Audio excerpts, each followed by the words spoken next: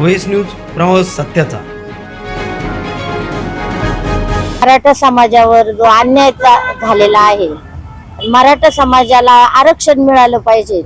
त्यांची मुलं शिक्षणा वाचून वंचित आहे। मराठा समाजाला आरक्षण मिळून न्याय मिळाला पाहिजे यासाठी माननीय मनोज जरांगे पाटील यांनी जे उपोषण सुरू केलेलं आहे, सकल मराठा समाजाच्या वतीने व राहता तालुक्याच्या वतीने आम्ही त्यांना पाठिंबा देण्यासाठी साखळी उपोषण सुरू केलेलं आहे। प्रत्येक गावातील तरुण रोज इथे एक दिवसाचं उपोषण करतात। तर आमचा जाहीर पाठिंबा आहे। मनोज जरांगे पाटलांनी जे पाऊल उचललं ते आतापर्यंत कुणीही उचललं नाही, ही फार अभिमानाची गोष्ट आहे आणि त्यांना आमचा खूप पाठिंबा आहे। आणि साखळी उपोषणाच्या निमित्ताने साखळी उपोषण करून आम्ही त्यांना पाठिंबा जाहीर करत आहोत। सकल राहता तालुक्यातील सर्व तरुण वर्गांना, राहता तालुक्यामधील जी गावे आहेत तेथील तरुणांना माझं सांगणं आहे की प्रत्येकाने या उपोषणाला भेट देऊन प्रत्येक दिवशी एका गावाने साखळी उपोषण करून जरांगे पाटलांना पाठिंबा द्यावा। मराठा समाजाला आरक्षण मिळणं इतकं गरजेचं आहे। आज सगळ्यात माग असलेला मराठा समाज आहे, म्हणजे आसमानी संकटाबरोबर राजकीय संकट। पाऊस नाही, मराठी मुलांना मार्क असूनही ऍडमिशन मिळत नाही, शेती शाश्वत राहिलेली नाही। या मुद्द्यावर बोलण्यापेक्षा मोठमोठे नेते, राज्यकर्ते जेव्हा त्या पदावर जातात त्यावेळेस फक्त भाषणांमध्ये उदो केला जातो। सत्य परिस्थिती काय? आज आरक्षण फार गरजेचं आहे आणि ते मिळालंच पाहिजे। आज मराठा समाज इतका रसातळाला चाललाय, त्याच्यावर आसमानी संकटाबरोबर राजकीय संकट सुद्धा आहे। तेव्हा मी त्यांनी आरक्षणाच्या बाबतीत मनोज जरांगे पाटलांचाही काही काल भाषणामध्ये कुठेही उल्लेख केला नाही, याबद्दल खेद व्यक्त करते व त्यांचा निषेध करते। मी सकल मराठा समाजाला आवाहन करेल की तुम्ही सर्व मनोज जरांगे पाटलांच्या पाठीशी उभे राहा व आंदोलन करा। पक्ष, गट, नेते हे सर्व ह्या गोष्टीच्या मागे तुम्ही धावू नका। स्वतःच्या मनाला विचारा आणि आपल्याला आरक्षण फार गरजेचं आहे समाजासाठी। तेव्हा तुम्ही एकदम म्हणजे स्वाभिमानाने व हिमतीने या आरक्षणाला पाठिंबा द्या व एल्गार पुकारा। कुठल्याही नेत्याच्या मागे फिरण्यापेक्षा मराठा आरक्षण फार गरजेचं आहे तुमच्या पुढील पिढीला।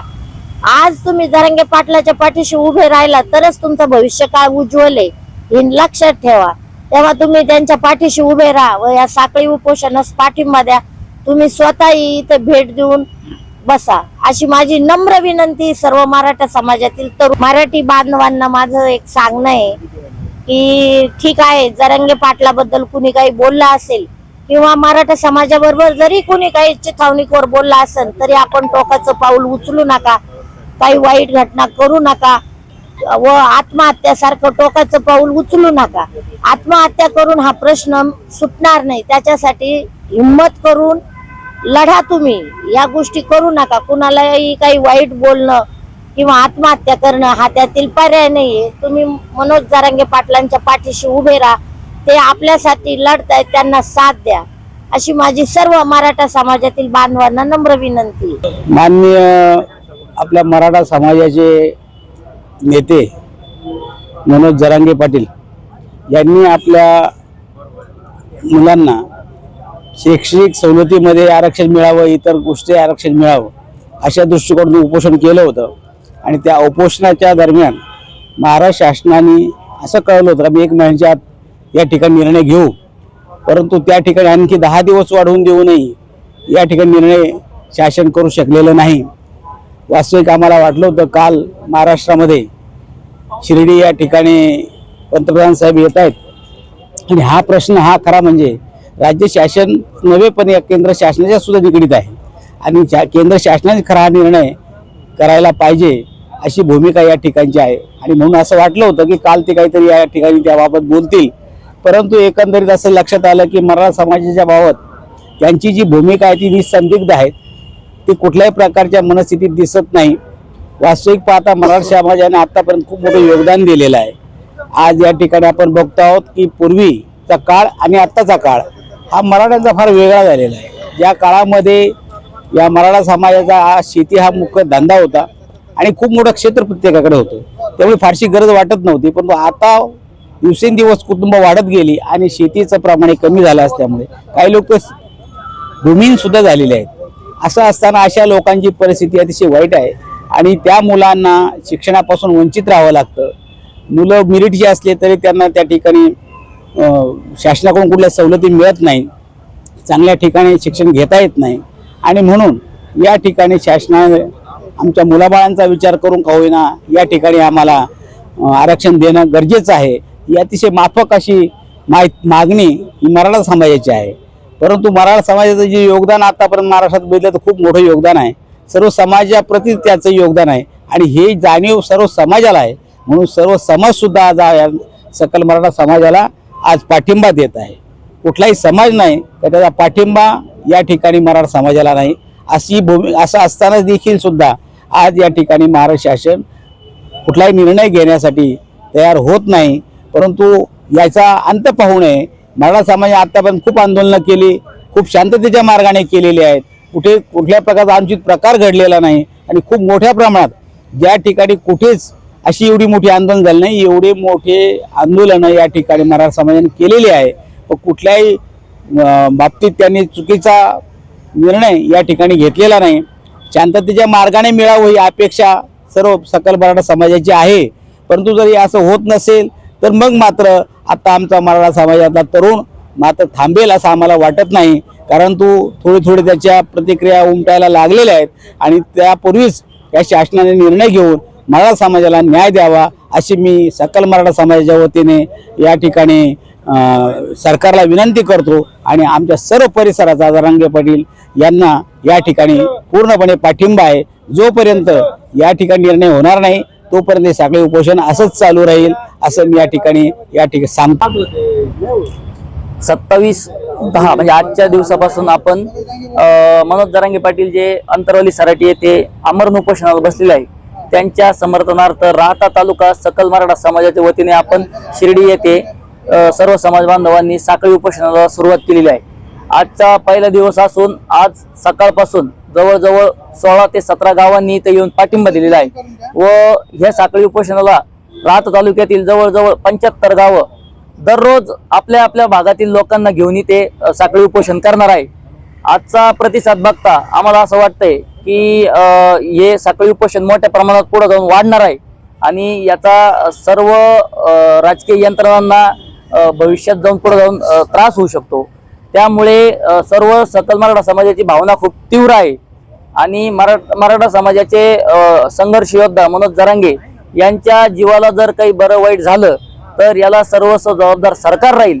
या कारणामुळे सर्व महाराष्ट्रातून त्यांना मोठ्या प्रमाणात प्रतिसाद मिळतोय. तरी माझी आपल्या सर्व सरकारी यंत्रणांना सरकारीच्या सर्व लोकांना विनंती आहे की आता मराठा समाजाचा अंत न बघता तुम्ही गेल्या मागच्या 4-5 दिवसामध्ये बघत असाल रोज आत्महत्या घडताय, रोज तरुण बलिदान देत आहे. तर याला कुठंतरी आता थांबा भेटला पाहिजे आणि सर्वांनी एक समाज म्हणून राजकीय पक्षातील सत्ताधारी नेते असतील, विरोधी नेते असतील, या सर्वांनी एक समाज म्हणून एका झेंड्याखाली एकत्र येऊन आपल्या समाजाला न्याय मिळवून द्यावा आणि गोरगरीब मराठ्यांचं आज जे वाटोळं होत आहे, आज जे महिला विधवा होत आहेत, आज जे मुलं उघड्यावर येत आहे, या सर्वांचा लवकरात लवकर सरकारने विचार करावा. अन्यथा हे आंदोलन जसं मनोज जरांगे पाटील म्हणले पेलणारही नाही आणि झेपणारही नाही. आजची राहता तालुक्याची संख्या बघता आम्हाला देखील आता असा आत्मविश्वास आलेला आहे की हे आंदोलन खरंच पेलणारही नाहीये आणि झेलणारही नाहीये. परंतु यामध्ये जसं मनोज जरांगे पाटील यांनी सांगितलं की शांततेचा जो मार्ग आहे तो शेवटपर्यंत सर्व मराठा बांधव इथे राहता तालुक्यामध्ये ठेवतील. त्याचबरोबर या व्यासपीठावर येत असताना मग ते कुठलेही नेते मंडळी असतील, सत्ताधारी असतील, विरोधक असतील, त्यांनी आपले राजकीय भूमिका बाजूला ठेवून फक्त आणि फक्त मराठा म्हणून या ठिकाणी यावं अशी सर्व सकल मराठा समाज राहता तालुक्याच्या वतीने त्यांना सांगत येत आहे. त्याचबरोबर सकाळपासून विशेषतः अनेक संघटना वेगवेगळ्या समाजाच्या असतील, वेगवेगळ्या जाती धर्माचे लोक इथे आले. त्यांनी सकल मराठा समाजाला बहुतांशपणे पूर्णपणे पाठिंबा दिला आणि त्यांनी देखील इथे सांगितलं तुमच्या न्यूजच्या माध्यमातून की मराठा समाजाच्या गोरगरीब जनतेला आरक्षण भेटलं पाहिजे. आणि मी सर्व सकल मराठा समाजाच्या बांधवांना विनंती करतो की आपण मोठ्या जास्तीत जास्त संख्येने या शिर्डी नगर पंचायतच्या बाजूला आपण सर्वांनी जमावे. त्याचबरोबर माता भगिनींना देखील विनंती आहे की हा लढा फक्त कोणा एकट्या पुरुषाचं वर्गाचा नाही, तर यामध्ये महिलांचा देखील मोठ्या प्रमाणात सहभाग असणार आहे. उद्यापासून आपल्या इथे महिला देखील सामील होणार आहे. तरी सर्व सकल मराठा समाजातील सर्व माता भगिनी असतील, तरुण मुलं मुली असतील, यांना मी विनंती करतो की समाज म्हणून, भविष्य म्हणून आपण सर्वांनी मोठ्या संख्येने या ठिकाणी उपस्थित राहावे. आज सकल मराठा समाज शिर्डी लाता तालुका यांच्या वतीने आज साखळी उपोषण या ठिकाणी सुरू झालेलं आहे. यामध्ये सर्व शिर्डीतील ग्रामस्थ तसेच तालुक्यातील 77 गावं यामध्ये सामील होणार आहे. या साखळी उपोषणासाठी प्रत्येक गावातून ठराविक प्रतिनिधी म्हणून या ठिकाणी साखळी उपोषणाला प्रत्येक एका गावातून एक प्राथमिक स्वरूपातून लोक या ठिकाणी बसणार आहेत. यासाठी आमचे नेते माननीय राधाकृष्ण विखे पाटील साहेब तसेच खासदार डॉक्टर सुजयदादा विखे पाटील यांच्याशी आमचा काल संपर्क झाला. त्यांच्या कानावर या गोष्टी आम्ही सांगितल्या. त्यावेळेस त्यांनी स्पष्ट सांगितलंय की आमचा पाठिंबा या साखळी उपोषणाला आहे आणि या ठिकाणी येऊन ते या साखळी उपोषणाला भेट पण देणार आहे. खासदार साहेब असतील, नामदार राधाकृष्ण विखे पाटील साहेब असतील, त्यांची पूर्णपणे या राहता तालुक्याच्या मतदारसंघातील ज्या मराठ्यांची भावना असतील त्या भावनांसोबत ते या ठिकाणी सगळ्यांसोबत आहेत. आणि तसं त्यांनी वक्तव्य पण आमच्या समोर बोलून दाखवलंय. ते त्या 2-3 दिवसात या ठिकाणी उपोषणाला भेट देणारच आहे. तरी माझ्या सर्व सकल मराठा समाजाच्या वतीने सरकारला विनंती असेल की जे जरांगे पाटील असतील त्यांनी या ठिकाणी त्या ठिकाणी अंतराळ सराठी या ठिकाणी उपोषण सुरू झालेलं आहे. तर माझ्या सर्व सकल मराठा समाजाच्या वतीने सरकारला विनंती आहे की आम्हाला आरक्षण द्या. आरक्षणाची गरज आमच्या मराठा समाजाला खूप आहे. तर आमची हात जोडून विनंती राहील की आम्हाला आरक्षण द्या. आणि जोपर्यंत सरकार आरक्षण देणार नाही जोपर्यंत जरांगे पाटील या उपोषणाला बसलेले आहेत तोपर्यंत आम्ही या ठिकाणी बसणार, असं मी आपल्या साई न्यूज 24च्या माध्यमातून तसेच OS न्यूजच्या माध्यमातून सांगू इच्छित आहे. धन्यवाद.